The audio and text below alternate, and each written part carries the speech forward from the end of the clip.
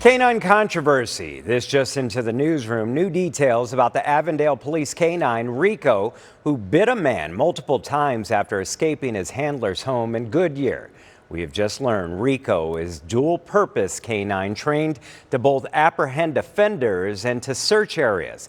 He has also bit an officer before by mistake. We also have new information on how he might have escaped and what lies ahead for the dog and the department. Here's ABC 15's Lustelia Caballero.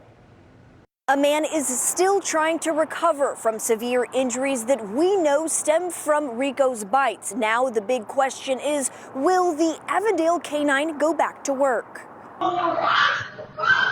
You just heard Rogelio Jaques screaming after a dog bit his finger. That dog is Avondale K-9 officer Rico. I was attacked and fear for my life. Jaques is a welder. He says he was outside working on his RV when Rico lunged at him. I told my wife, hey, get inside, the dog's coming. Before he knew it, he was wrestling with the dog. Eventually, puncture wounds, lacerations.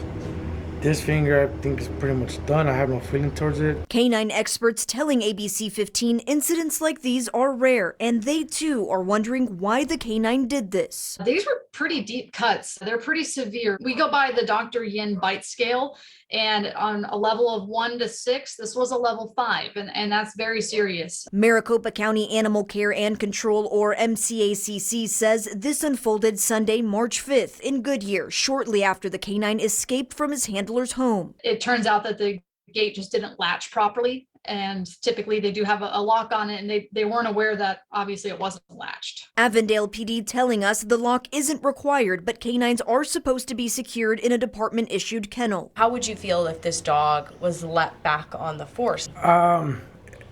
That's a decision for them, but as far as my point of view, the way he attacked me, let's just say there was an elder couple that couldn't defend themselves. Or let's say there was a young kid that could not defend themselves. That could have been a worse scenario. Officer Rico did not have any other bite incidents on his record, and he is a working dog. So all those things will play into what will happen next. The 5-year K-9 veteran was up to date on his vaccines and is now in home quarantine. An assessment is being made to determine if Rico is still fit to serve the residents of Avondale, but he will not be put down. As for his handler, an investigation is underway to determine if he violated policy. Lustelia Caballero, ABC 15, Arizona.